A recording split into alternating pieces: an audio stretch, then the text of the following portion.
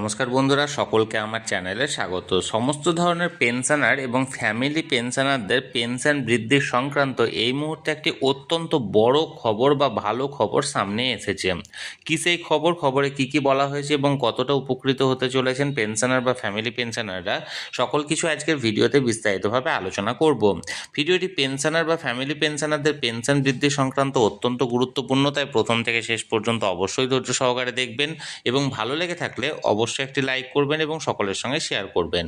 আর সেই সাথে এই চ্যানেলে যদি প্রথমবার হয়ে থাকেন এই রকমের ইনফরমেটিভ ভিডিও আরও দেখার জন্য যারা এখনও পর্যন্ত এই চ্যানেলটিকে সাবস্ক্রাইব করেননি তারা অবশ্যই চ্যানেলটিকে সাবস্ক্রাইব করে নিতে ভুলবেন না।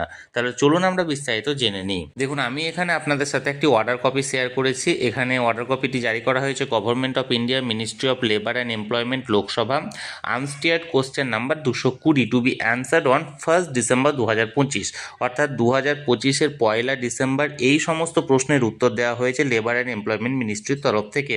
কি রিলেটেড প্রশ্নগুলি, সেটি হচ্ছে ইপিএফ পেনশন অন হায়ার ওয়েক্স, অর্থাৎ উচ্চতর পেনশন বৃদ্ধিতে ইপিএফ যে পেনশনটি আছে সেই সংক্রান্ত।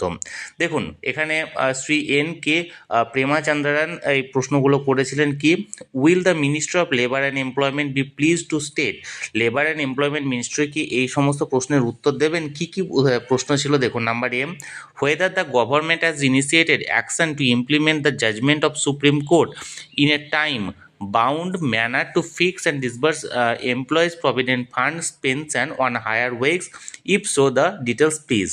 অর্থাৎ এমপ্লয়মেন্ট মিনিস্ট্রির তরফ থেকে সুপ্রিম কোর্টের যে অর্ডারটি জারি করা হয়েছিল, অর্থাৎ ইপিএফ অর্থাৎ এমপ্লয়িজ প্রভিডেন্ট ফান্ডের আন্ডারে যে পেনশনটি প্রদান করা হয় অর্থাৎ ইপিএস 95 পেনশনটি, এই ইপিএস 95 পেনশন সংক্রান্ত সুপ্রিম কোর্টের যে পেনশন বৃদ্ধি সংক্রান্ত অর্ডারটি জারি করা হয়েছিল, সেই অর্ডারের উপর গভর্নমেন্ট অফ ইন্ডিয়ার তরফ থেকে কোনো অ্যাকশন নেওয়া হয়েছে? যদি অ্যাকশন নেওয়া হয়ে থাকে তাহলে তার ডিটেলসটা দিতে বলা হয়েছে। নাম্বার বি দেখুন, the details of the total number of application receive for pension on higher wages till date, এবং আজ পর্যন্ত অর্থাৎ যে ডেটে প্রশ্ন করা হয়েছিল সেই ডেট পর্যন্ত কতজন এই বর্ধিত পেনশন পেয়েছে তার একটা ডিটেলস দিতে বলা হয়েছে। নাম্বার সি দেখুন, the details of the total number of application in which higher pension was sanction till date, অর্থাৎ আজকের ডেট পর্যন্ত কতজনের জন্য এই উচ্চতর পেনশন বৃদ্ধিটিকে স্যাংশন করা হয়েছে, অর্থাৎ কতজন আবেদন করা হয়েছে প্রথম বিটাতে, এবং সি হচ্ছে এই আবেদনের ভিত্তিতে কতজনকে বর্ধিত পেনশনটি স্যাংশন করা হয়েছে বা দেওয়া হয়েছে। Number D, whether the government proposed to withdraw the pro rata pension, if so action taken thereon, and if not the reason thereof। যদি এই প্রো রেটা বেসিসে পেনশন দেওয়ার ক্ষেত্রে গভর্নমেন্ট যদি কোনো রকম কোনো প্রপোজ বা কোনো উদ্দেশ্য বা কোনো প্ল্যান জারি করে থাকে তাহলে সেটা দেখাতে বলা হয়েছে, এবং যদি না নিয়ে থাকে গভর্নমেন্ট তাহলে তার কারণ কেন নিয়ে থাকেনি গভর্নমেন্ট সেটাও জানাতে বলা হয়েছে। নাম্বার ই দেখুন, whether the government has considered the recommendation of higher empowered monitoring committee for the comprehensive revival of employees provident fund pension scheme, and if so the details of action they are taken thereon। অর্থাৎ গভর্নমেন্টের তরফ থেকে যে EPF এর আন্ডারে যে higher empowered monitoring committee গঠন করা হয়েছিল, সেই কমিটির তরফ থেকে যে রেকমেন্ডেশন করা হয়েছিল পেনশন বৃদ্ধি সংক্রান্ত, সেই রেকমেন্ডেশনটা কি গভর্নমেন্ট মেনেছে, অর্থাৎ গভর্নমেন্টের তরফ থেকে সেই কমিটির রেকমেন্ডেশন নেওয়া হয়েছে, আর যদি না নেওয়া হয়ে থাকে তাহলে তার কারণটা কেন নেওয়া হয়নি সেটা জানাতে বলা হয়েছে। নাম্বার এফ দেখুন, whether the government proposes to increase the minimum pension of EPF, if so the details thereof, and if not the reason thereof। অর্থাৎ ইপিএফ এর আন্ডারে অর্থাৎ এমপ্লয়িজ প্রভিডেন্ট ফান্ডের আন্ডারে পেনশন বৃদ্ধি সংক্রান্ত অর্থাৎ পেনশন বৃদ্ধি করার বিষয় নিয়ে গভর্নমেন্টের তরফ থেকে কি কোনো রকম কোনো অ্যাকশন বা প্রপোজেস নেওয়া হয়েছে? যদি নেওয়া হয়ে থাকে তার ডিটেলস আজ কেন, যদি না নেওয়া হয়ে থাকে তাহলে কেন নেওয়া হয়নি তার এখানে বিস্তারিত জানাতে বলা হয়েছে। এবার দেখুন অ্যান্সার, অর্থাৎ এতগুলো প্রশ্ন ছিল এ থেকে এফ পর্যন্ত, অর্থাৎ 6টি প্রশ্ন ছিল। এই 6টি প্রশ্নের ভিত্তিতে কি অ্যান্সার দেওয়া হয়েছে এখানে state for labour and employment মিনিস্ট্রির তরফ থেকে সেটা এখানে এবার উল্লেখ করা হয়েছে। দেখুন নাম্বার এ টু সি, অর্থাৎ প্রথম 3টি প্রশ্নের জন্য যে উত্তরটা দেওয়া হয়েছে দেখুন, এ টু সি হচ্ছে EPFO has taken action to implement the direction content in Honorable Supreme Court judgment dated 4/11/2022 in a time bound matter অর্থাৎ এমপ্লয়িজ প্রভিডেন্ট ফান্ড অর্গানাইজেশন যেটা 4 নভেম্বর 2022 অনারেবল সুপ্রিম কোর্টের তরফ থেকে জাজমেন্টটা পাস করা হয়েছিল, সেই জাজমেন্টের উপর অ্যাকশন নিয়েছে। And online facility was provided and a total 17.49 lakh application for validation of joint option were successfully submitted by pensioner or members till last date, that is 11/7/2023, out of which around 15.24 lakh application were forwarded by employers to EPFO till last date 31 জানুয়ারি 2025। অর্থাৎ এর ফলে এই অ্যাকশনটা নেওয়া হয়েছে এবং তার জন্য একটা অনলাইন ফেসিলিটি চালু করা হয়েছিল ইপিএফওর তরফ থেকে, এবং সেই অনলাইন ফেসিলিটিতে মোট 17,49,000 অ্যাপ্লিকেশানটি জমা পড়েছে, যেটা জয়েন্ট অপশান ভ্যালিডেশনের জন্য জমা পড়েছিল। এবং সেটা কত তারিখের মধ্যে? সেটা ছিল 11 জুলাই 2023 মধ্যে এই পরিমাণ অ্যাপ্লিকেশান জমা পড়েছে, এবং তার মধ্যে 15,24,000 অ্যাপ্লিকেশানটাকে ফরওয়ার্ড করা হয়েছে ইপিএফওর তরফ থেকে 31 জানুয়ারি 2025 পর্যন্ত। As one 24/11/2025 nearly 99% of application received in EPFO have been disposed of, এবং যার মধ্যে 24 নভেম্বর 2025 মধ্যে তার 99% অ্যাপ্লিকেশানগুলিকে ইপিএফওর তরফ থেকে এখানে ইপিএফওর তরফ থেকে ডিসপোজ করা হয়েছে। A total of 4,27,308 demand letters have been issue, অর্থাৎ টোটাল 4,27,308 ডিম্যান্ড লেটারটাই ইস্যু করা হয়েছে।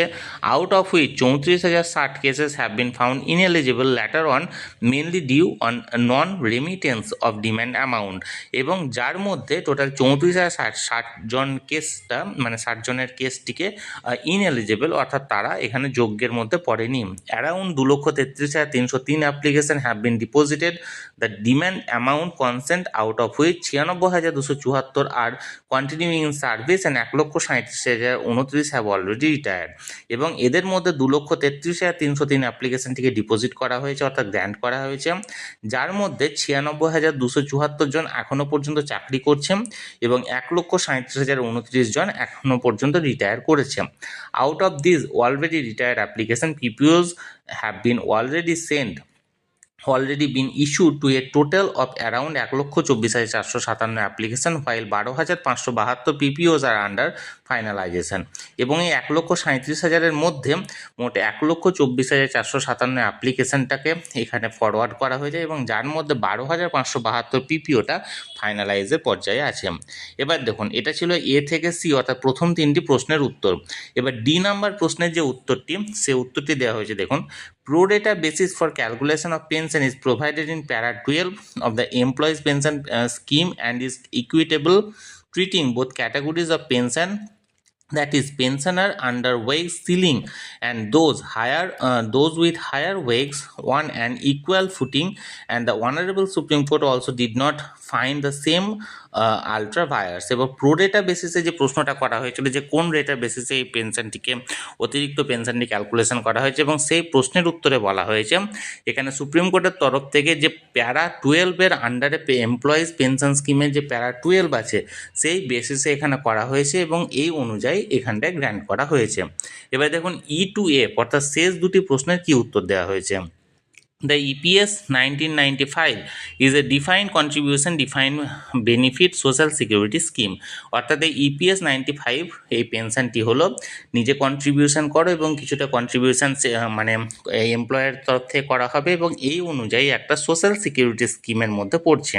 The corpus of the employees pension fund is made up of, এই এমপ্লয়িজের যে চাকরিজীবীদের যে পেনশন ফান্ডটি তৈরি হয় সেটা কীভাবে তৈরি হয়? Number 1, contribution by the employer at the rate 8.33% of the wage, অর্থাৎ যিনি চাকরি করেন তিনি তার যে মজুরি বা তার মাইনে তার 8.33% এখানে কন্ট্রিবিউট করেন, and contribution from central government through budgetary support at the rate 1.16% of the wage up to a amount of rupees 15,000 per month, এবং ম্যাক্সিমাম 15,000 পার মান্থের অনুযায়ী সেন্ট্রাল গভর্নমেন্টের তরফ থেকে 1.16% কন্ট্রিবিউশন করা হয়।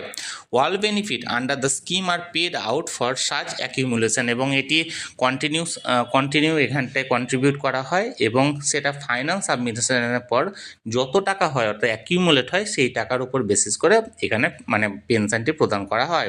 The fund is value annually as mandated under paragraph 32 of the EPS 95 and as per the valuation of the fund as on 31 in 2019. There is an actual deficit. However, the government is providing a minimum pension of rupees 1,000 per month to the pensioner under the EPS 1995 by providing budgetary support, which is the addition to the budgetary support of 1.16% of wage provided annually towards EPS of 1995 Employees Provident Fund Organization. অর্থাৎ এক্ষেত্রে এটার উপর basis করে পেনশনারদের পেনশনটাকে নির্ধারিত করা হয়। কিন্তু অনেক ক্ষেত্রে দেখা যায় যে মিনিমাম পেনশনটি অর্থাৎ একজন এমপ্লয়ি যে পরিমাণ টাকা জমা পড়ে তার উপর ভিত্তি করে পেনশনের পরিমাণটি খুবই কম হয়, কিন্তু এখানে একটি বাজেটারি সাপোর্টের পরে সেন্ট্রাল গভর্নমেন্ট তার 1.16% ছাড়াও অর্থাৎ এই কন্ট্রিবিউশন ছাড়াও মিনিমাম 1,000 টাকা পেনশন নির্ধারণ করেছে, যেটা একটা সাপোর্ট দিয়েছে সে কর্মীদেরকে। The government of India is committed to ensure maximum benefit for workers under EPS 1995 scheme, duly taking into consideration the health of the respective fund as well as the future liabilities thereon. Government of ইন্ডিয়ার তরফ থেকে মানে এখানে নির্দিষ্ট করা হয়েছে যে তার এমপ্লয়ীদের অর্থাৎ EPS 95-এর আন্ডারে যে সমস্ত এমপ্লয়িরা আছেন তাদেরকে ম্যাক্সিমাম বেনিফিট যেন তারা পায় এবং তারা সর্বত সুযোগ সুবিধা লাভ করতে পারে। তাহলে বন্ধুরা, এখানে যে প্রশ্নগুলো করা হয়েছিল EPS 95-এ পেনশন বৃদ্ধি সংক্রান্ত এবং তার উত্তরে লেবার অ্যান্ড এমপ্লয়মেন্ট মিনিস্ট্রির তরফ থেকে কী অ্যান্সার দেওয়া হয়েছে সেটি নিয়ে আমি বিস্তারিত আলোচনা করলাম। আপনাদের যদি কোনো প্রশ্ন থাকে এই বিষয়ে অবশ্যই কমেন্ট করুন, আর ভিডিওটি ভালো লেগে থাকলে অবশ্যই একটি লাইক করুন এবং এরকমের ভিডিও আরও দেখার জন্য যারা চ্যানেলটিকে এখনও পর্যন্ত সাবস্ক্রাইব করেনি তারা অবশ্যই চ্যানেলটিকে সাবস্ক্রাইব করে রাখুন।